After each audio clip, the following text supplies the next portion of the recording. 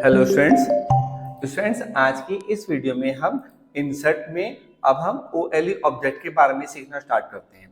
तो स्टूडेंट्स यहाँ पे सबसे पहले फॉर्मूला ऑब्जेक्ट। तो स्टूडेंट्स मैंने पहले से फाइल टाइप कर रखी है, मैं आपको खोल के दिखाता हूँ।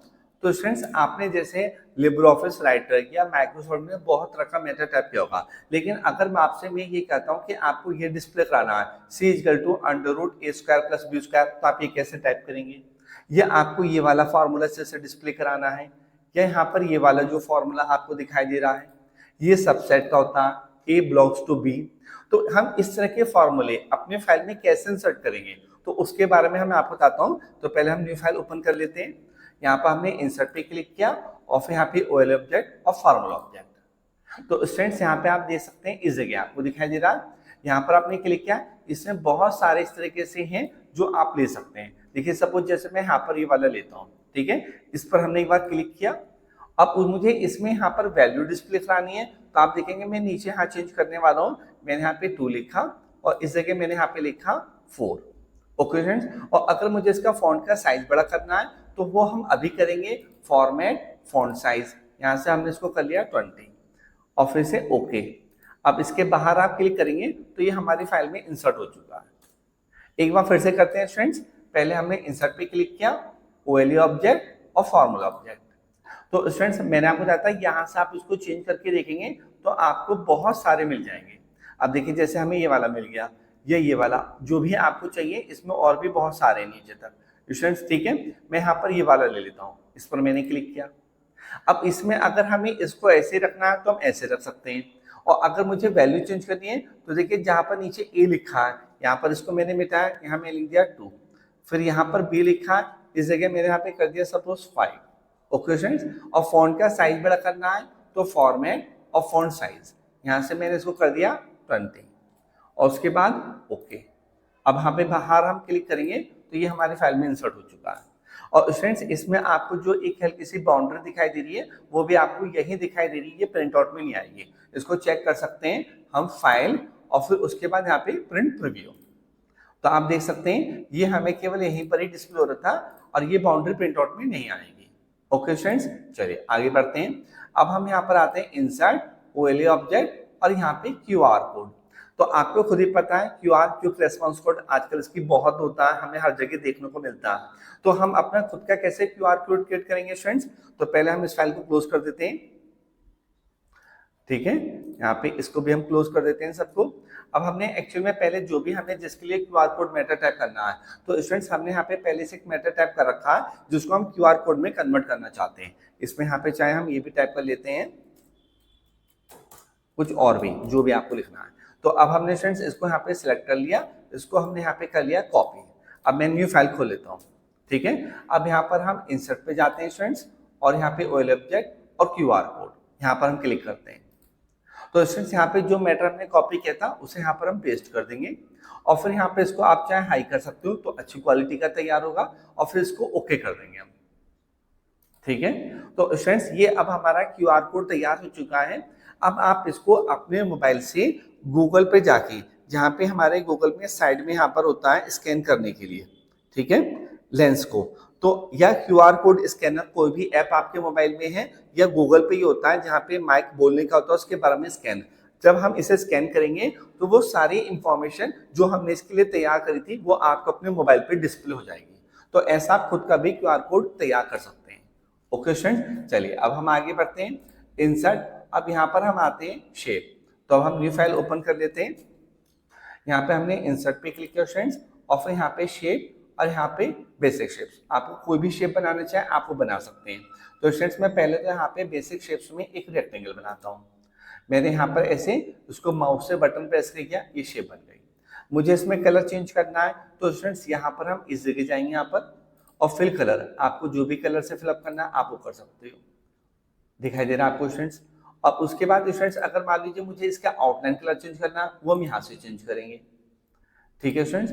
अगर मुझे इसको लाइन को मोटा पतला करना है आउटलाइन को तो हम यहाँ से करेंगे, और आउटलाइन का मुझे स्टाइल चेंज करना है डैश तो हम यहाँ से करेंगे। ये तो सब आपको पता चल गया। इसको वापस मैं ऐसा कर देता हूँ। अब मैं स्टूडेंट्स एक शेप और देता हूँ, तो उसके लिए मैंने इंसर्ट पे क्लिक किया और फिर यहाँ पे शेप और आपका ये वाला मैंने यहाँ स्माइली फेस ले लिया। तो अब मैं यहाँ पे ड्रैग करता हूँ तो ये सर शेप एक और आ गई। इसमें भी मैं कलर चेंज करता हूँ, यहाँ पर मैंने क्लिक किया, इसको येलो कलर से, आउटलाइन का कलर चेंज करना है तो यहाँ से, और मुझे स्टूडेंट्स आउटलाइन को मोटा पतला करना है तो आप यहाँ से कर सकते हैं। फिलहाल तो हम इतना ही कर देते हैं, ठीक है स्टूडेंट्स। अच्छा स्टूडेंट्स, अब मैं इसमें आपको एक बात बताता हूँ, जैसे कि अब हमारा यहाँ पर है, इस शेप को हम इसके ऊपर ऐसे ड्रैग करके रख रहे हैं, तो अगर लेकिन सपोज मुझे स्टूडेंट्स इस शेप को पीछे पहुंचाना है इसके, ठीक है ना, तो उसके लिए यहाँ पर हम इस जगह जाएंगे, ये वाला, ये आपका ए वाला सॉरी बैक वन, जब हम स्टूडेंट्स पे क्लिक करेंगे तो ये वाली इमेज पीछे पहुंच गई। अब सपोज मुझे इसे आगे लाना है तो पहले हम इस पे क्लिक करेंगे सिलेक्ट, और फिर यहाँ से हम इसे आगे लेके आएंगे फॉरवर्ड वन, तो ये आगे आ जाएगी। ओके फ्रेंड्स, चलिए अब हम आगे बढ़ते हैं, इसको डिलीट कर देते हैं। अब हम यहाँ पर आते हैं इंसर्ट, और उसके बाद आपका शेप ये हो गया। अब यहाँ पर आते हैं हम टेक्स्ट फ्रॉम फाइल। तो पहले फ्रेंड्स हमने मान लो सपोज कोई फाइल ओपन कर रखी है, किसी फाइल को ओपन कर लेते हैं, ठीक है, इनको भी क्लोज कर देते हैं। यहाँ पे हम किसी फाइल को ओपन कर रहे हैं, यहाँ पर हमने सपोज इस फाइल को ओपन कर लिया। अब मुझे फ्रेंड्स इसी फाइल में यहाँ पर जो मैटर टाइप करना है वो मुझे ध्यान आता है कि वो तो मेरा किसी और फाइल में टाइप है मैटर पहले से, तो मुझे लिखने से अच्छा है हम यहाँ पे इंसर्ट पे क्लिक करेंगे और यहाँ पे टेक्स्ट फ्रॉम फाइल, और किस फाइल से हम इंसर्ट करना चाहते हैं वो फाइल, चाहे वो हमारे माइक्रोसॉफ्ट वर्ड की है या लिब्रे ऑफिस राइटर की है, वो सारा मैटर हमारा उठ के यहाँ पर आ जाएगा। देखिए जैसे मैं इस पे क्लिक कर देता हूँ और फिर ओपन, तो उस फाइल में जो भी लिखा था वो यहाँ पर आ गया फ्रेंड्स। ओके, चलिए अब हम आगे बढ़ते हैं। अब यहाँ पर क्या है आपका कमेंट, तो ये तो हमने टेक्स्ट फ्रॉम फाइल हो गया। अब हम आते हैं कमेंट्स पे। ये क्या होता है फ्रेंड्स, सपोज जैसे मान लीजिए मैंने किसी भी वर्ड को सिलेक्ट कर लिया, ठीक है ना, अब यहाँ पे उसके बाद हमने इंसर्ट पे क्लिक किया और फिर कमेंट, तो यहाँ पे हम इसके बारे में कुछ भी कमेंट लिख सकते हैं जो भी हम लिखना चाहते हैं। तो मैंने यहाँ पे लिख दिया कैरियर इंस्टीट्यूट, ठीक है।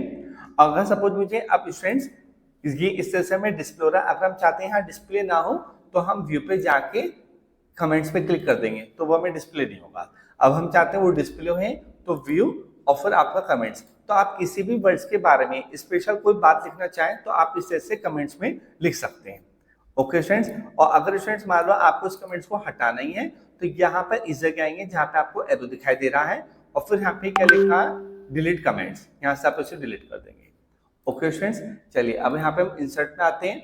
ये हमारा कमेंट हो गया। अब फ्रेम, तो स्टूडेंट्स फ्रेम किस लिए होता है, जैसे मैं इस फाइल के अंदर बीच में यहाँ पे बड़ा सा कोई कैरेक्टर लिखना चाहता हूँ या अलग से बीच में और ज्यादा मैटर लिखना चाहता हूँ, तो उसके लिए हम क्या करते हैं इंसर्ट और फिर फ्रेम करेंगे, और यहाँ पे फ्रेम इंटरेक्टिवली यहाँ पे क्लिक किया और इसको हम बटन प्रेस करके ऐसे ड्रैग कर लेंगे जितने समय लिखना है।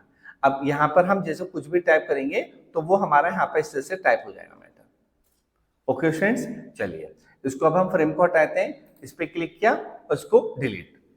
अब फिर से यहाँ पर हम इंसर्ट पे आते हैं, यहाँ पर अब है आपका फॉन्ट वर्क, तो अब इसके लिए पहले हम न्यू फाइल खोलते हैं। वैसे ये शायद आपको पहले से पता भी है, इंसर्ट और फिर यहाँ पे फॉन्ट वर्क, तो इसमें आपको जो भी स्टाइल पसंद आता है डिजाइन आप अपना उस पर क्लिक करेंगे यहाँ पर और फिर से ओके।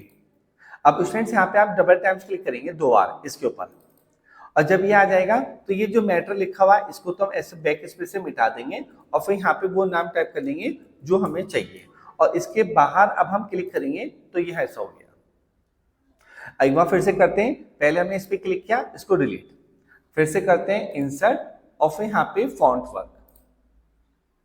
स्टूडेंट्स इसमें आपको जो भी स्टाइल पसंद आता है आपने उस पर यहाँ पर क्लिक कर लिया और फिर से ओके।